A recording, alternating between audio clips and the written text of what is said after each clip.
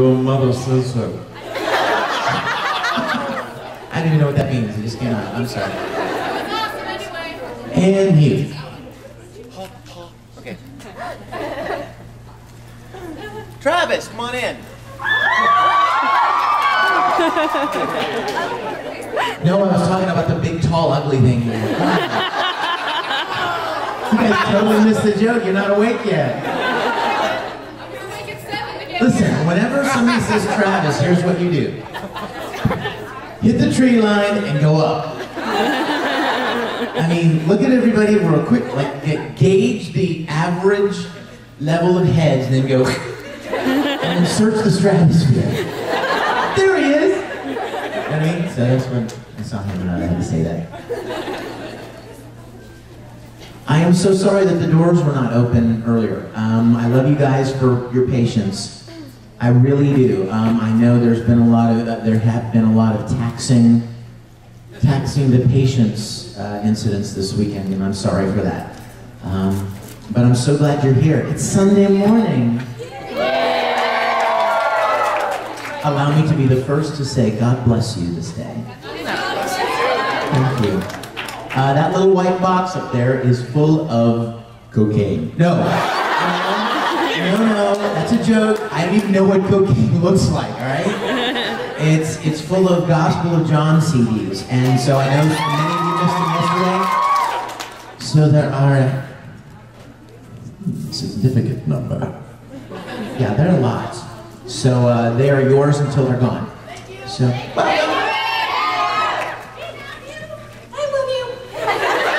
is anyone else coming? You better get your butt in here. Leave your butt at the door. Yeah, but not required. Of course, you will have to stand all the time, but it hurts to sit down. Yeah, I'm weird right now. The weirder you are, the better we like you. You see how it works? Weirdness equals likability. It's an equation right there. You know what? Let's get started. How's that?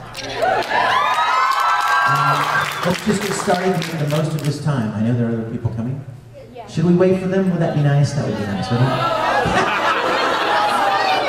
Bring it on! I'm here. Let's start. No, that's what you're saying. You're like sitting in the chair going, I'm here, let's go! What else is required? Boy, my voice is so shot, you guys. Did anyone go to the Voices 4 concert last night? Were you there? Oh, I was front row center. Were you? Oh, thank you. I'm glad you were there. I did this song. You guys have to check it out. I'll tell you a little bit while the rest are trickling in here. Some of you may or may not know that Jan Scott Frazier, a couple of years ago, wanted to do a charity record for certain organizations and causes. And so they did one. The first one they did was Voices for Peace. And he asked a lot of the voice actors and anime industry personalities and stuff to be a part of it. And he didn't ask me to be a part of it, and I was kind of bummed out because, I mean, like, I kind of am a musician and a singer and a songwriter, and I thought this would be a perfect fit. But I understood kind of why. I mean, he didn't because of, like, you know, some of my views were a little bit more conservative, you know what I mean? And so I understood that completely. I mean, everyone's entitled to their views, but I didn't really make a good fit for that. So then, just last year, Jan decided to do the second album was going to be Voices for Tolerance.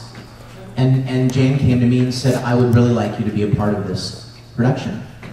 And I said, well, tell me about tolerance. What exactly do you mean by Voices for Tolerance? And, because I've always gotten a kick out of people that say, you know, I can't stand people that are intolerant. Well, you see it, don't you? You see the contradiction yourself. It's like people that hate people that are intolerant of intolerant people. And that's like saying there's no such thing as absolute truth. Well, what you just said was an absolute truth. See what I'm saying? It's kind of funny that way. But anyway, So she said, I said, so tell me about tolerance. And she said, well, it's not, you know, she said, I know you're very religious and everything. And she said, it's not so much, she said, it's really more about being kind to people regardless of differences in beliefs. I'm like, well, I'm down with that. I'm cool with that. I mean, and she said, you know, loving people for who they are, and not just for, you know, what part of the country or what part of the world they live in, or what their particular religious beliefs or sociological beliefs are. And I'm thinking, okay. And then I said, well, what song would you want me to sing? Because most of them, all of them, sing cover songs. They pick a song that a lot of people know that kind of expresses a particular sentiment, and then they sing it. They cover it themselves. Greg Ayres, Chris Ayres, Carly Mosier, Brittany Karbowski, a lot of people. Anyway, he said, well, I thought maybe you could sing My Sweet Lord. It's kind of religious. And I started thinking through the lyric in my mind, and I started thinking, it's not really, I don't really think that represents, you know what I mean? Not me so much. And then she said, well, you know what? You're a songwriter. Why don't you write one of your own? I would love it if we had an original piece on the record. And I said, okay, well that way I can make it say what I want it to say. So I started thinking about tolerance and how it relates to my own faith and my own beliefs.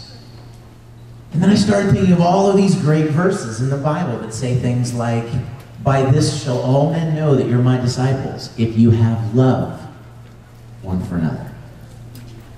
Jesus says, I was thirsty and you gave me something to drink. I was hungry, you gave me something to eat. And the people that he was talking to said, when did we ever see you thirsty and give you something to drink? When did we ever see you hungry? And who knows what he said?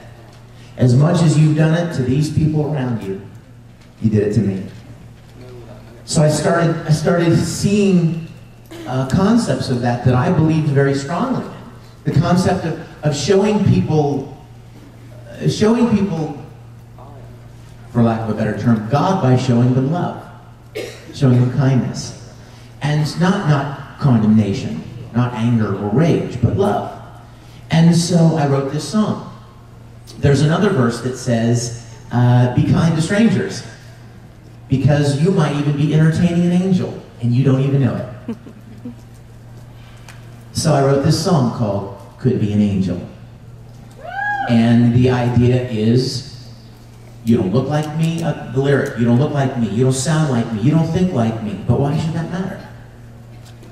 I don't get your deal, I don't see or feel, I don't understand, but why should that matter? As you love me, love them too. Let them see my face in you. And then the chorus is like, if I believe what I say I believe, love is the answer. Look past the lies and the hate and you'll see love is the only way. Whatever the question, foreigner, friend, love is the answer. If there's to be any peace in the end, love is the only way. So, sorry that was a long answer, but so I wrote and produced and arranged and recorded this song all in my studio at home, and it's on the new Voices for Tolerance CD. And if you guys get a chance, it serves a great cause, and would love for you to have it.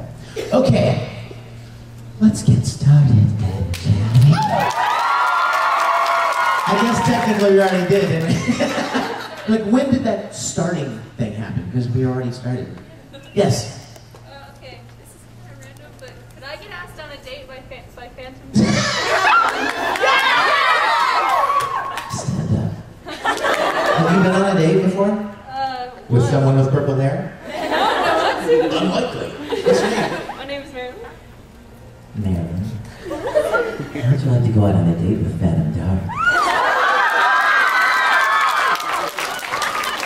Oh man, I'll never get over that. I don't understand it, but I love it. You know? It's like planes. I don't know how they fly, but I like that they do. Yes. On your CD, I don't remember which CD, there was a song called You Didn't Love Them All. Yes? What's that about? Like, where's the inspiration from? I thought that was, okay. She's referring to a song that I wrote on one of my CDs called Je ne parle de mon. And who knows what that means? I have no Was- idea. I don't have any words.